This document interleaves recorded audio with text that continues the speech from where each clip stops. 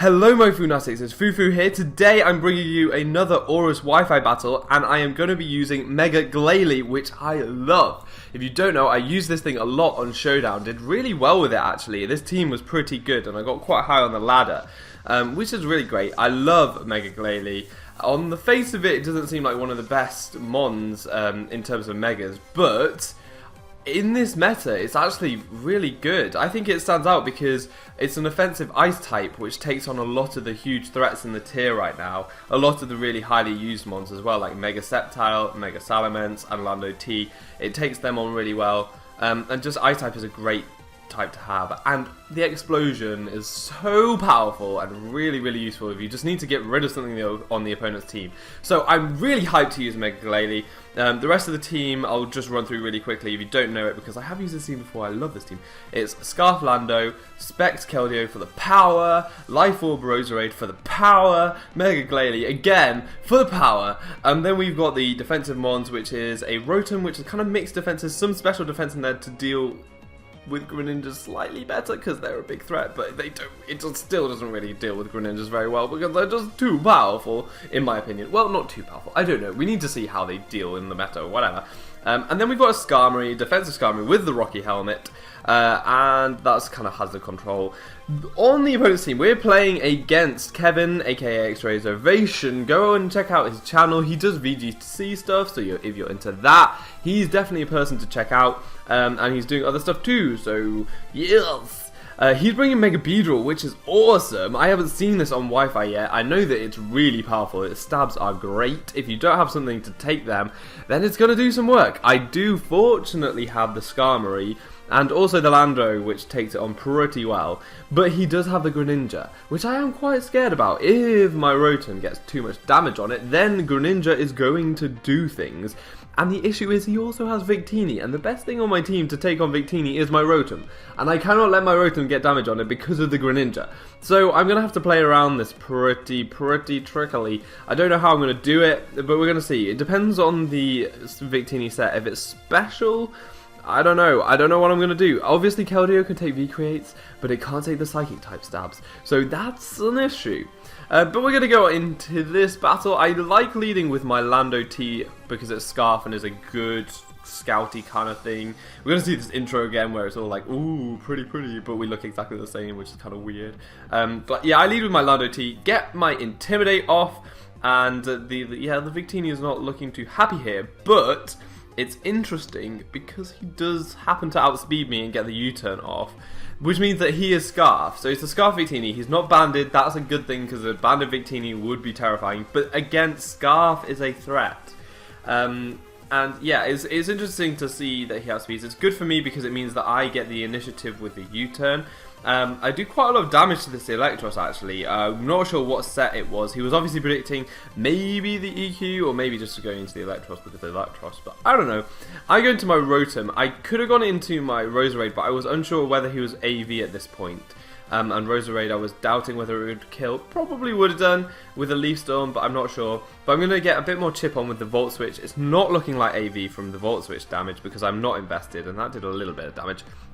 And I thought that he might go for a Giga Drain or something on a Rotom, so I can go into my Roserade very safely. I can go for a Sludge Bomb now because I've taken him down to a point where I don't really need to go for the Leaf Storm. That does take out the Electros.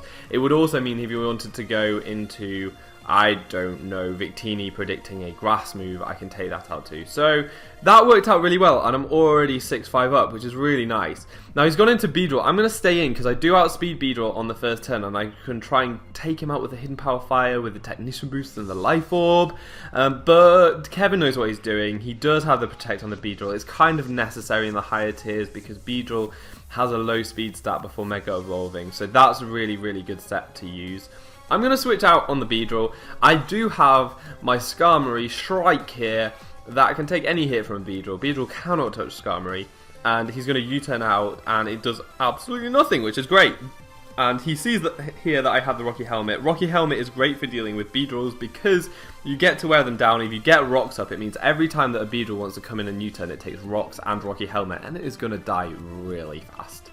He brings in the threat, the Victini though. I don't like this. I'm going to switch out and I'm actually just going to sack my Roserade really early on. It's done a good job already taking out the Electros, but it's not going to be too useful. He has a Roserade of his own which can take my grass type hits, and it's quite slow. He's got lots of things on his team that will outspeed and kill it, like this Victini, he's got a Greninja, and he's got Beedrill. So I thought the Roserade would lose me a bit of momentum if I kept it around, just because it is slow and every time it gets a kill he gets a free switch into a threat. So I sacked it there. And now it's 5-5. I think that was probably the best play to make because Victini is a threat and I don't want to mess around. As I said, I don't want Rotom to take the damage because I need it for Greninja. So I'm just going to go into my Lando here, threaten out the Victini, but go for a U-turn, not an EQ, knowing that he's got things like the Dom Fan, which is really bulky and can take it. I see that it's Rocky Helmet. That means I can't really just U-turn with impunity because I will be impugned. I don't know. I will be hurt by the Rocky Helmet, and that's not something I want to be. I know that I need to get the Mega off with my Glalie, or else it won't outspeed the Roserade, which is why I go into it here and try and get a frustration off on the Dom Fan, knowing that it probably wouldn't kill if he's defensive, but just wanting to get the speed boost so that I can come in the future and take on the Roserade better. If Roserade outspeeds me and has Technician Hidden Power Fire or something like that, that's not something I want to happen. So I wanted to get that Mega off, get the base 100 speed and outspeed it.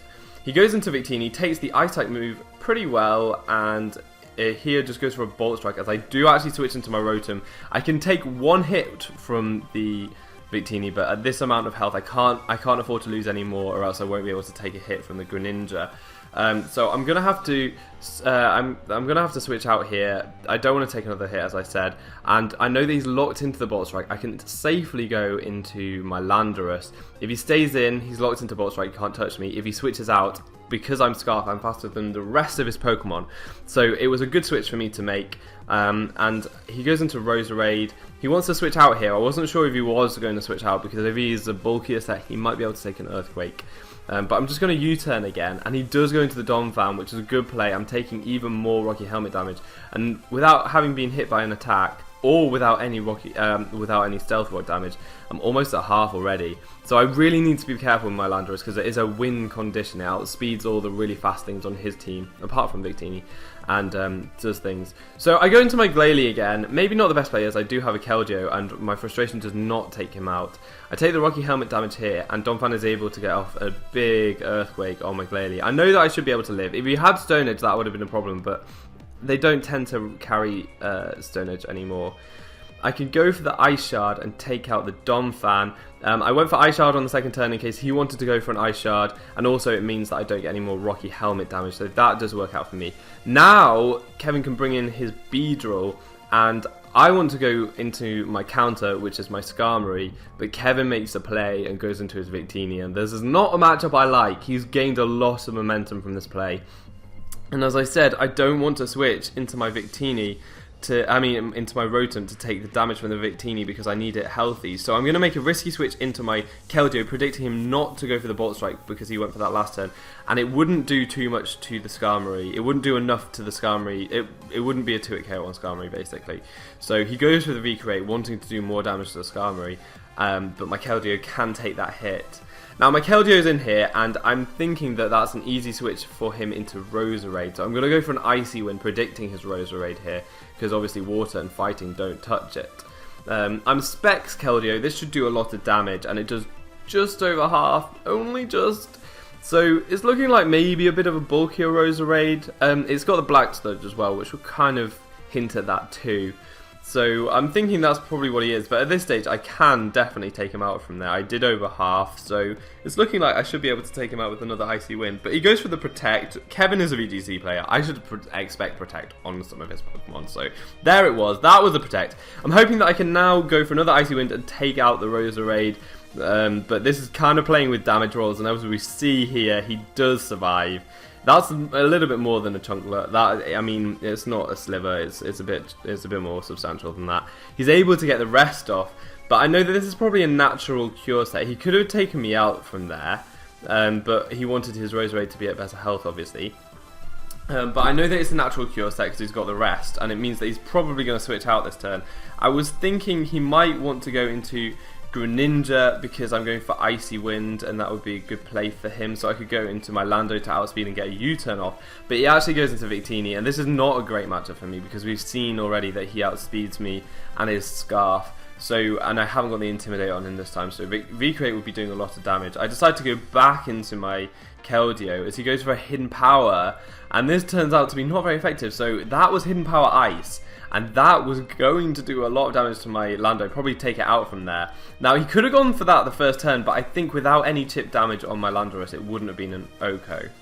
I decided to go for a fighting type attack this time because I went for Icy Wind last time, and I thought he might bring in the Greninja predicting the Icy Wind, but he actually goes into Beedrill, which is meant to quad resist a fighting type hit, but I'm Specs and he has base 40 defense, so that is not going to take it well at all. Now he goes into the Victini, that will definitely be able to take it better, but actually I'm thinking he was predicting my switch into Skarmory on his Beedrill, and he's done it again. He's managed to get his Victini in on my Skarmory, but I make the big balls play, stay in, thinking that he might over predict and not go for the V-Create, which he doesn't.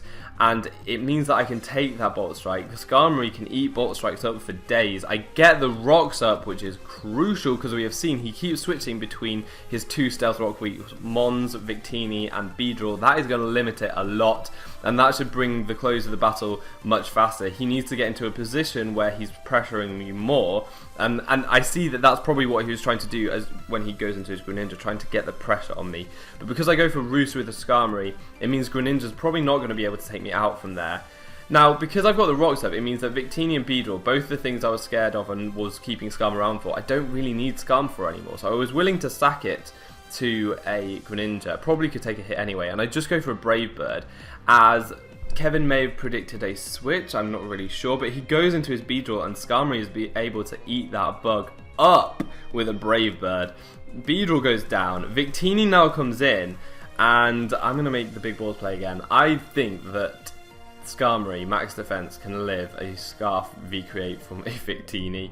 And I might have been overestimating Skarm a bit here, but not at all, because he takes that with 7 HP to spare and is able to then just revenge the Victini at -1 defense and very little HP left with the Brave Bird. So Skarmory has been a beast this match. Just really, really great. Walling the Mons that needed to wall. Victini was able to come in quite freely on it, but in the end, Skarmory beat that Victini 101. So really tough with Skarmory there. Did great work for the team. And it's a double down. Now Kevin goes into Roserade as I go into Keldeo. Keldeo I went into more as just a scout to see what he was going into, kind of foddering it. If he wanted to go into Greninja, that's fine, he could have killed me and then I'd have had a free switch into my Scarf Lando. So I go for an Icy Wind and get a crit, which is so much damage, but I'm not really sure as to how crucial it was. We will see in a second why I'm saying that. He goes for the Giga Rain, is able to take my Keldeo out and get a nice little bit of HP back, as well as the Black Sludge at the end of the turn. So Keldeo goes down. I've only got 3 Mons left to his 2, but I still have the Mega Glalie up my sleeve, and Mega Glalie is definitely the thing I'm bringing in now. It puts a lot of pressure on Roserade, because obviously I had the Ice Stab that should be doing a lot of damage to the Roserade. I'm going to go for Frustration here, clicking for Frustration as he protects, trying to get that extra Black Sludge damage. Seeing the Protect now though, I know that it is safe to do the thing the next turn. If he wants to switch into his Greninja, I want to get a lot of damage on that, so I'm just going to BANG! Go for it, explode all over this Roserade. As I say, if he wanted to switch into Greninja, that would have done a huge amount of damage, might have taken it out, I'm not sure, I haven't done the calcs, it would be interesting to see. But I do take out the Roserade as well. It does give me a free switch in, knowing that he's going into Greninja, it means that I can go into my Lando. Because I did get my Rocks up before, it means that he's had enough chip damage on to the point where U-turn will take it out. I know that U-turn does not Oko Greninja from full health, but it takes it down very far. After 2 Stealth Rocks, that's a definite Oko with my Lando. So that was a really great battle. Thank you very much, Kevin. It was a close 2-0, and yeah, really good. He had threats, he was putting pressure on my team, and the Greninja, though he didn't use it that much, it was always in the back of my mind that I had to be scared of it, and you saw that I kept my Rotom all the way through the battle because I knew that the Greninja was still there and I needed my Rotom to be healthy. So Yeah, the Victini was the hard thing to handle. It was the hard thing to handle because the thing I wanted to handle it with, I couldn't. But yeah, it was a really, really good battle. I love Mega Glalie so much, and I'm definitely going to be using this team more in the future because I think it is my best team at the moment. I definitely need to build more teams for the other Megas, but Glalie has a special place in my heart along with Mega Sableye. I think Sableye is just clinching at the moment because that set is just too fun to use, but Glalie is up there too. I love that big, massive head floating in the sky, just popping itself. It's amazing. I'm going to be uploading some Showdown in the near future, so watch out for that. Other than that, I've been Fufu, you've been awesome, and hopefully see you next time. Bye!